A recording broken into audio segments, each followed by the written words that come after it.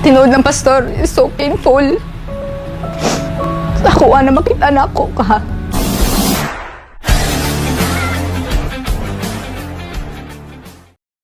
Sa sitwasyon ko, ako ang humingi ng awa kay pastor. I even tried two letters. Doon naawa sa amin si pastor na kinausap talaga ako ni pastor na dadalhin ko si Tane at si Ruth sa Davao, pero yun kasama na ako. So hindi nagre-recruit si pastor. I'm sure na hindi talaga nagre-recruit. Kasi nung nagpasawa yung mga anak ko, pinauwi kami ni pastor. Nagmakaawa ako kay pastor noon na kung pwede, bigyan pa kami ulit ng pagkakataon. Pag ang isang tao bumagsak sa tukso ng immorality, ang ginagawa ni Pastor Jan Unabes, kung sasubmit siya, kung papayag ang isang tao na mag-correct, makaka-undergo siya sa nag-discipline. Pero ayon sa gusto ng worker, ng taong involved. Kung ayaw naman niya, he's free to go. I've done so many things that I cannot be proud of here in the kingdom. I myself, kinausap talaga ako na kung if I cannot live up to the standard, no, the spiritual life here in the kingdom, then I might as well try to live my life outside of the kingdom. Ganun. Kasi hindi talaga pwede dito yan. Hindi pwede yung mga gawain ng mga kalaswaan sa kingdom nation. Well, we are together here in the kingdom and nobody needs help for us to go out of the kingdom. If we wish to go out, we are free to go out anytime. Ang lalaki kaya ng gate namin dito. At saka may HRD dito, katulad ng nasabi ko earlier, we have our freedom of choice here. We are free.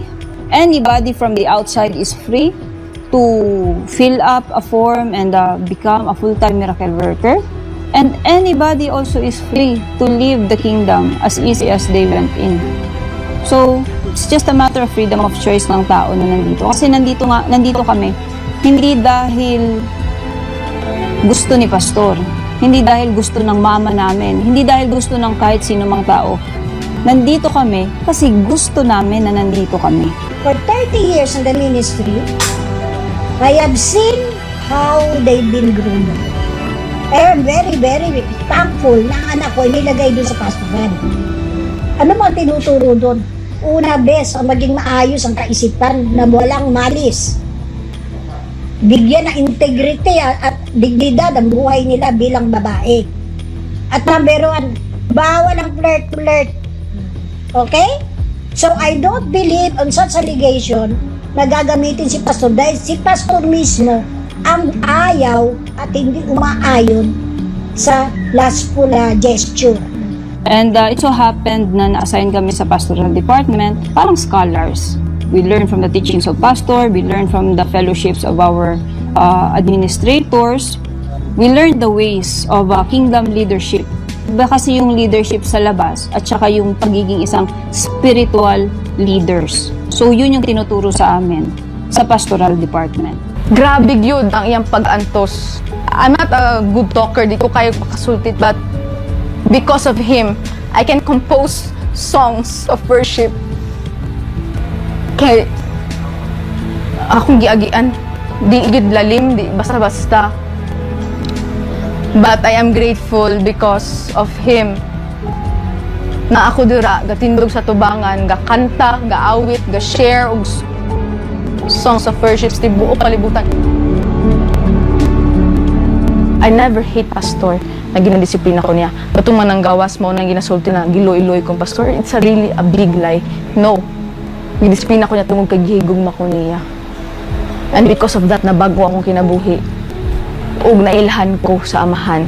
And I have a salvation. Sa tinood ng pastor is so painful. Ako na makita na ako ka. Naginaing ana. Sa mga wala na kaila sa imo ha. Because they just believe sa ilang mga nadunggan na mga bakak. Sakit sa kuha na. Because I know who you are. Because I've been with you since 2 years old. Gikuha nila amahan ako. Gikuha nila akong inahan. You are all I have. Magikuha pa nila sa ako, Ingani kadautan ang kalibutan. It's too painful. But I have to follow what you said. Paligon lang mo. Kung wala lang ka, pastor, nagtudlo sa mugugma. Kaning mga tao naging ani sa imo, ha? We don't know what we will do, pastor. Because we can die for you. Tungod kay nga anak ka. Kaya nimong ihala ng imong kinabuhi para sa kaluwasan sa isa. Ing anak ka kamaayo. And now these people, ing ana ilang paghugaw sa imong pangalan. They accuse you many things na sila man mismo nagabuhat ana. Ang ako lagi na hunamhin mo ko spiritual. And this is all kanitanan mahuman rapod ni. And one day mag-uban-uban ta. Mauna ako gituuhan. Kabalo ko na dili pasagdan sa amahan ang gingharian. Dili pasagdan ang anak. At ito naman si Stephanie Ibarra. Lagi ko namang na-features to dito, no? Ito si Stephanie Ibarra ay bata pa to nung doon kay Kibuloy. Actually, si Renita Fernandez, yung isa sa mga nakita ninyo sa Rappler, siya yung nag-convince sa nanay at sa lola nitong ni Stephanie. Si Stephanie nung time na yun ay ano pa lang siguro nasa 5 years old at kinonvince ni Renita Fernandez yung lola na tawag nito na mag full time itong bata. So kasi yung sitwasyon nila mahirap din. So itong si Stephanie Ibarra, single mom, nasa lola yung nanay niya tsaka yung lola niya magkasama sa isang bahay. Kasi yung nanay ni Stephanie, yung bang tawag nito, nagtatrabaho sa gabi, ganon. So, may kapatid iso si Stephanie na si Ruth, babae din. Older than her, ng 2 years, I think. So, si Stephanie, nung time na kinumpins ni Renita Fernandez, itong lola nito na naialay daw itong mga bata maging adopted ni Kibuloy. 5 years old si Stephanie and I think 7 years old si Ruth nung time na yon. Yung nanay hirap din sa buhay kaya pumayag. So naging member sila at lumipat doon sa compound at doon na naging malapit na inumpisahan na si Stephanie na maging malapit kay Kibuloy hanggang nasanay na yung bata, no? So based sa ating stories, no, ito si Stephanie ay minor pa na inumpisahan ni Kibuloy kasi doon kapag bata ka na pumasok doon, hindi ka naman gagalawin ni Kibuloy, hindi ka iaalay unless you have your period, no, pag may menstruation na yung bata. So after the first menstruation, yan na ang sanctification na tinatawag. So saan ba ito ngayon? Ito si Stephanie. Si Stephanie ay isa sa mga paboritong pastoral ni Kibuloy. Ngayon si Stephanie ay siguro mga na si Stephanie ngayon 30 something years old, 32 or 33, pero hanggang 3rd grade lang po ang natapos ni Stephanie.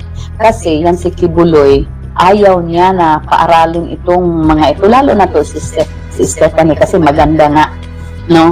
Nung bata to, natural naman na may crush sa school, di ba? Nagagalit yan si Kibuloy. Kaya pinahinto hanggang grade 3 ang bata. Ngayon, titingnan mo parang ang galing magsalita pero lahat yun may binabasa. No? Kaya kawawa. Ilang beses na din to si Stephanie na lumayas sa compound pero laging nahuhuli kasi walang hindi marunong dumiskarte, hindi marunong mag-analyze kung ano yung dapat gawin. Meron bang lalayas na yung dala mo yung mga ilang suitcases na ang lalaki, lalayas ka tapos mag-tricycle, mahuhuli ka talaga. So ganun ang sitwasyon, hindi siya advanced na mag-isip pa. compared sa ibang mga pastoral na may mga utak. Yung mga may utak talaga na pastoral, wala na. Matagal nang lumayas. Pero itong mga medyo kulang ng kunti, nanatili doon. So ganyan po ang sitwasyon doon at ang mga papel ng mga ito. Ito yung sa Stephanie, guys, na sinasabi ko sa inyo na lumaki kay Pacquiao. 3 years old pa to, kinuha namin doon sa sa lola niya at sa nanay niya na former prostitute, no. May kapatid siya na sila. Dalawa po sila, dinukog ni Pacquiao.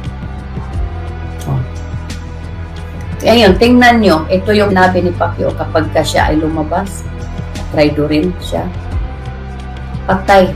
Pati yung kapatid niyang half brother niya na hindi naman connected sa kingdom, papatay ni Pacquiao. Tingnan mo kung gaano kadikit yung katawan nila. Yan ba ang picture ng pastor tsaka ordinary worker? Ngayon, anong nangyari dito kay Stephanie? Isa siya sa mga favorite ni Pacquiao na mga pastoral. Excuse me, guys. So, ilang beses to nagpa-abort. Kamakailan lang, tinanggalan na ng ovary para hindi na mabuntis. Wala pang 30 years old, 30 pa lang to, guys. At anong nangyari pa nito? Hanggang third grade lang. Third grade, you guys. Ang ganda-ganda. Ganyan. Isa lang to sa example sa mga buhay na sinira ni Pacquiao.